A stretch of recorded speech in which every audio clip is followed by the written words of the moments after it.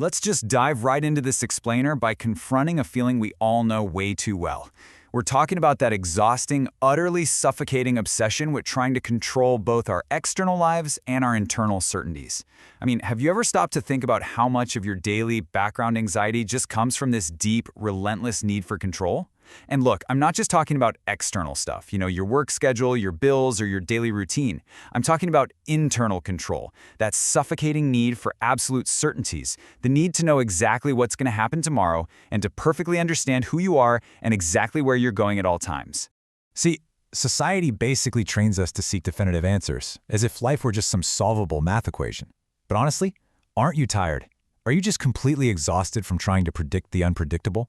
Constantly crafting these perfect, flawless plans that inevitably just crumble at the slightest breath of chance? It's like we live in this tense limbo of anxiety. We're constantly trying to predict what's coming next, treating the unknown as an enemy that has to be defeated. We just put ourselves through this relentless spinning cycle of worry. And seriously, just look at what we're actually trying to manage here. Tomorrow, other people's reactions to us, our careers, our aging bodies, even our own fleeting feelings. The wild thing is, the more you try to hold on to the reins of these elements, the faster they slip away.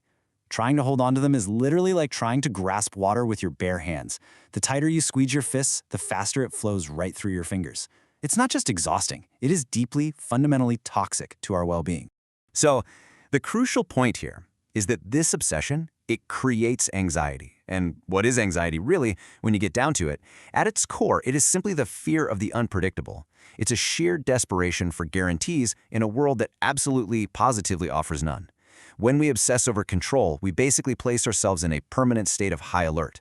We're fighting a futile, endless war against reality itself, trying to anticipate every single curve in the road just to prevent the inevitable accidents of life. All right, let's move into Section 1, Montaigne's Radical Humility. So, what if the problem isn't actually the uncertainty itself? What if the real poison is our refusal to accept it? To understand this, we've got to look at Michel de Montaigne. He was this brilliant 16th century French thinker who did something incredibly rare. While the whole era around him was absolutely obsessed with dogmas, absolute truths, and closed systems, Montaigne just looked inward. He observed his own mind, his fears, and his inconsistencies with just brutal honesty. He famously and constantly asked himself, "What do I know?" Now, he didn't use this phrase as a provocation or to admit some sort of intellectual failure. For Montaigne, admitting ignorance was a profound liberation. It was his way of dropping the heavy pretense. Imagine lifting the massive burden of having to maintain these impenetrable masks, pretending you always have the right answers. He realized that knowing little about the world and even less about himself was actually an incredibly rare form of wisdom. And that sets up a pretty stark contrast with how we live now. The modern world demands opinions on literally everything. It demands sharp certainties and straight lines. But Montaigne's way, it prioritizes humanity over ideology. He teaches the lightness of doubt and rolling with a fluid flow. Instead of treating our doubts and contradictions as these terrible weaknesses that need to be corrected, he embraced our flawed, messy, incomplete human nature as proof that we are truly alive. He wrote to free himself from these societal shackles, declaring, "I am human and nothing human is alien to me." What this deep self-observation does is incredibly powerful. It completely dissolves shame. When you observe yourself with total sincerity, you realize you don't need to uphold some false image of perfection. We are not rigid marble statues. We are beautifully mutable, constantly changing beings. Everything inside you, no matter how confusing it might feel, is a totally legitimate part of who you are. Which brings us to Section 2, the illusion of straight lines. You see, society sells us this impossible dream. We are constantly sold this pervasive fantasy that life should just be a straight, perfectly predictable line. We're told that, hey, if you just get the right job, acquire the right knowledge, or hit the right success milestones, eventually all change will just stop. That we'll reach this magical destination where our feelings stabilize and our doubts disappear forever. But Montaigne saw right through that. Change is not an accident, it is the very essence of existence. Everything pulses in a state of flow. Our thoughts change, our bodies age, our desires transform, and our certainties dissolve. If you try to live as if life should be unchanging and predictable, you're pretty much guaranteeing your own emotional collapse. You're laying the groundwork for massive frustration. Instead of fighting the natural flow of reality, we have to learn to ride the wave, rather than trying to dam the entire sea. Montaigne actually had a really provocative belief about this. He said, Constancy is a virtue of mechanical minds. Think about that for a second. He actually believed that being inconsistent at times or changing your mind wasn't a flaw at all. It was a sign of immense courage and growth. Letting go of an old thought for a new, equally uncertain one is a massive step toward clarity.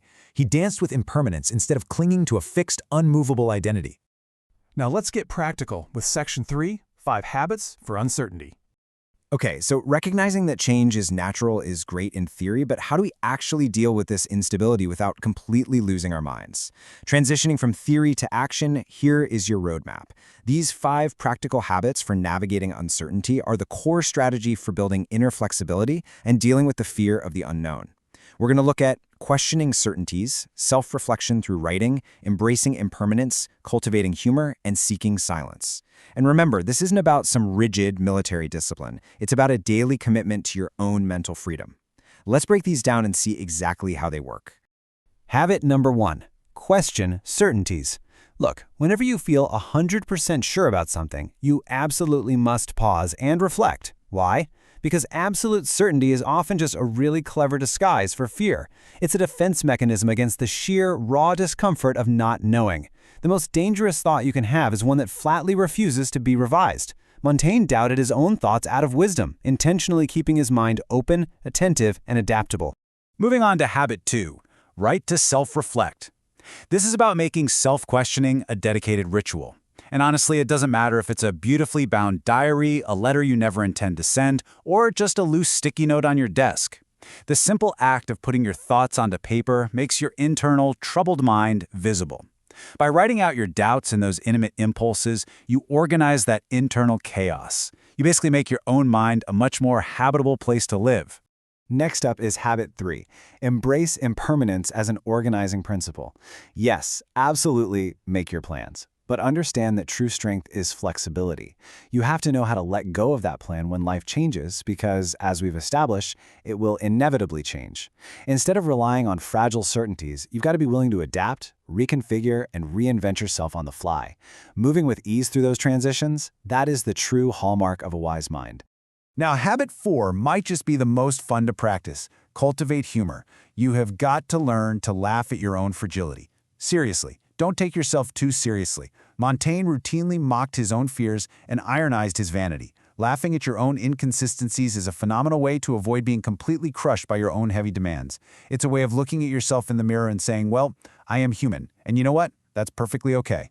And finally, habit 5, seek silence. You need to reserve moments to just be with yourself without any distraction. No phone, no constant stimulation, no background noise, just pure, unadulterated presence. Pausing in complete solitude allows your mind to naturally reorganize itself.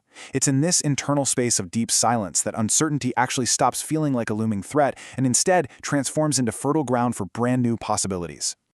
Let's tie this all together in Section 4, Finding True Inner Freedom. So what is the ultimate point of all this practice? Montaigne didn't just want you to barely scrape by and survive the chaos of life. He wanted you to learn how to dance with it. This is about a profound internal revolution that fundamentally shifts how you experience the world, freeing you from that heavy burden of control. What does dancing with chaos actually look like in reality? Well, you stop fighting what is. You flow with what presents itself. You live lightly, perfectly fine without having all the answers. True emotional maturity is finally tossing out your idealized emotional spreadsheets and calendars and simply flowing with reality as it happens. You realize that life absolutely does not demand perfection from you. It only asks for your genuine presence. And that brings us to this incredibly freeing realization. I don't have all the answers, and that's okay. That simplicity and peace we're all so desperately searching for. It's not found in an impeccable routine or a completely planned out future. Peace comes from the humble, courageous acceptance of our own ignorance. When you finally allow yourself not to know, the rigidity gives way, and anxiety finally, thankfully, loses its grip on your life. Which leaves us with one final thought to ponder as we wrap up this explainer. Think about it. What in you still resists the unknown? When you look toward the future and see no clear answers, what do you actually feel? I want you to sit with that deeply personal, provocative question long after the screen fades to black today. Letting go of the weight of control is a journey. And simply acknowledging your resistance, that's the very first step. Thank you so much for exploring this with me today. Keep questioning, keep flowing, and keep moving forward.